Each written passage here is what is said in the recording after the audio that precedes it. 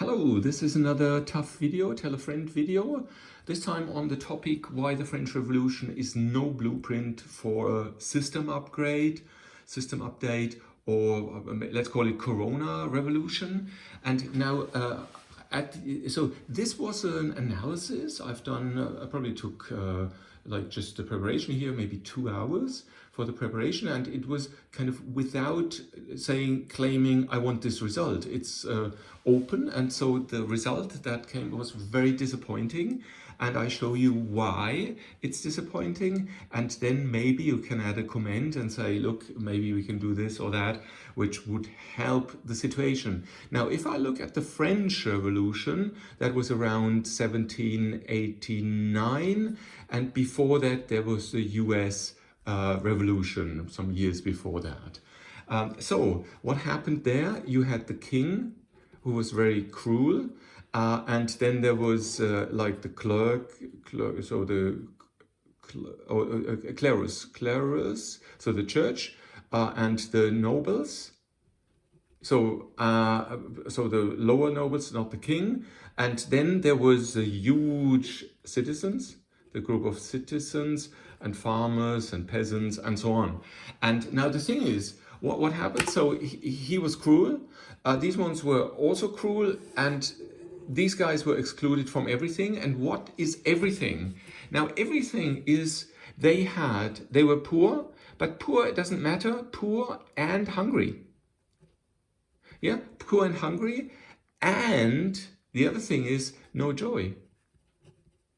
Yeah, just work, joy, triste, it was all black and so on. So they all, maybe, I don't know, I would say greater 50% said, no, that's enough. And they went here and said, look, we want to do something. The king was poor, there was no money left, so he couldn't actually pay them bread and give them joy like the Romans always did, bread and games, killing slaves and so on. And then, the population is usually happy, what they currently do with Netflix, so that's fine. So what happened then is they had a violent revolution. And that is something I don't want to think about to have that. So, and then there's another thing, and they had greater than 20 years of fighting. Yeah, that's fighting. So if we think this system upgrade here is something we do in a weekend, no. Here it took 20 years. And here the case was actually very, very clear.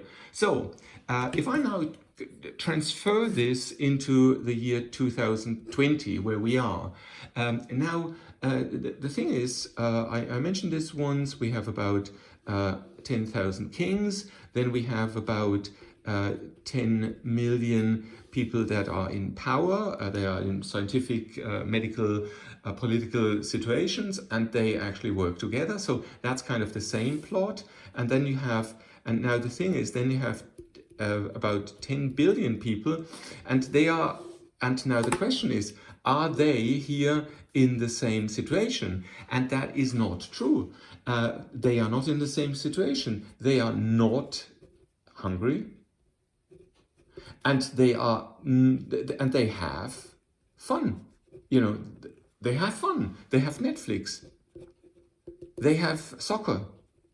They have football. They have all that. Fantastic. So from the Romans, they have bread and games, or whatever they called it.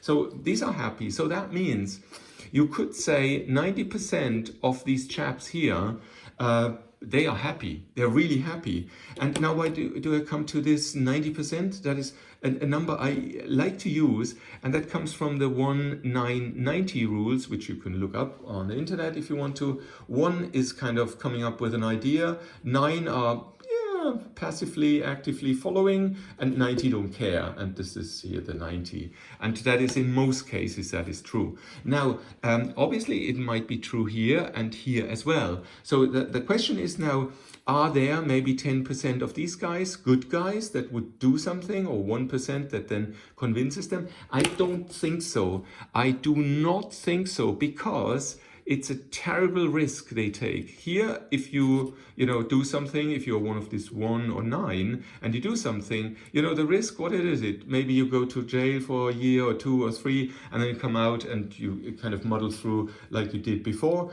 But these ones, they will be killed by their peers. And so because the definition for these guys is more than 10 billion plus some influence, $1 billion plus some influence. So nobody wants to risk that. So from that pool, it's very little. From that pool, maybe there's a potential when you say, look, if you wait for the court trials, the law, the legislation will actually punish you. So you'd rather, step out and, do this system update. But also here, I doubt that a little bit. So that means we have no hunger. They have sugar.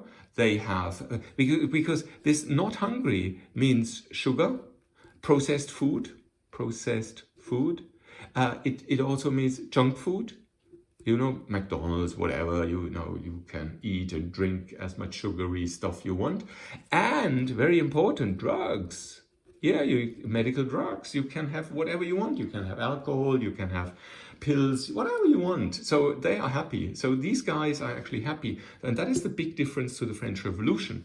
So that means now and now the thing is, do we need a revolution? I think our system is actually quite good, having the jurisdiction, the executive and the legislation, have the police, the politicians and the courts. And I like this a lot, that they have this separation. Fantastic, it's really good. Have democracy and people voting. But now look at this. So that means we have a system update. Doesn't have to be a revolution. But what it is, it's from situation 1 go to situation 2. So situation 1 is lobbyists, and power people. Yeah, politicians are power people. They want power. They want power, and they do not want to have competence. Yeah, so the thing is, the move has to be from having power people to competent people, and to avoid the lobbyists altogether, because the lobbyists you don't need anymore if you have the competence there, and if these people don't look for power, because the lobbyists work like that. We give you power, we give you money, we give you status and so on. But if you have competence, you have your status from your competence, because you are a clever mind. You have brain, so that is where you get the competence through, and then you're happy. Here you are happy because you have a good brain. Whereas the power people, what they need is here power. They need somebody to hit somebody. So that is what they need, the power people. So that if we have that shift from situation 1 to situation 2, then that's fantastic. But now, so what I wanted to say here is, it's from power people to competence people, and competence people should be T-shaped people. So they need, for me, a competent person knows what is the system, and in one specialty where he's, for example, a minister, or he's a politician for a specific subject, there he's the expert. So I really like this T-shaped competence, at least, or comb-shaped, shaped as you wish. But competence is important here. But now if you look at these guys, they vote. Obviously also they vote, but that's the big chunk of people. So they vote. And who do they vote? And now the thing is, voting, let's take Germany, 83 million people, they vote. And where do they vote for? And in general, and because that is in our reptile brain, so I draw that in red.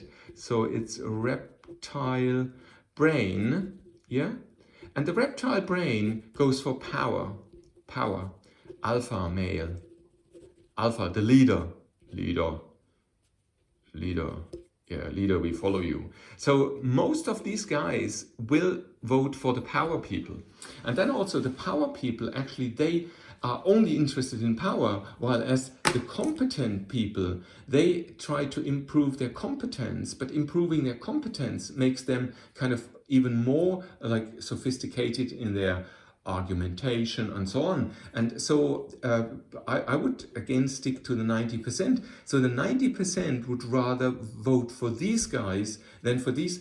And that is exactly the conclusion I had doing this video. In the preparation, I had many more pages like this, and I did the preparation for it, and unluckily, that's the outcome. So the big problem is that the reptile brain in us, which is very, very old, votes for the king, the power guy, and not for the competent guy. And so the result of this analysis, unluckily, is not satisfying. And so I hope somebody can comment and somebody can actually describe how we can do something. You know, one of the tricks that could happen is what I mentioned here, that you have some of the of these 10 million people that are competent people, often competent people, some of them, at least maybe 20, 30, 40% of them are really competent and have even after 10 years or so maintained their competence. Because the thing is, you might, in the beginning, you might be competent, but then if the lobbyists bribe you and you go into the power game, then within 10 years or so, your brain changes. So your brain, once your brain goes to the, I now call it the evil side, and the problem is then that the brain then gets replaced, the knowledge with power. You know, how can I be powerful? How can I kind of destroy the opponent and so on? So you're not interested in the truth, but only in power, and that is unluckily what happens here. But if some of these people have preserved some brains and are really proud of what they know, of their knowledge, then it could be that they actually go for the system update. And these need to be the doctors, these need to be the lawyers, these need to be the judges, needs to be politicians, these need to be all these scientists, all in roles of competence. And then we could have this system update. But the likelihood, well, I hope it's 50-50, but that is tough. That is tough. So please comment. I hope somebody comes up with something or a miracle will happen. Thank you very much for listening. And I'm really glad I did this video, because that lets me now sleep much calmer, because I have kind of gotten my head around it. Maybe it's not completely correct and maybe there are some flaws in it, but it has helped me kind of to clarify my thoughts. And now my brain will think about where is maybe a way to get this system update done. Thank you very much. Bye-bye.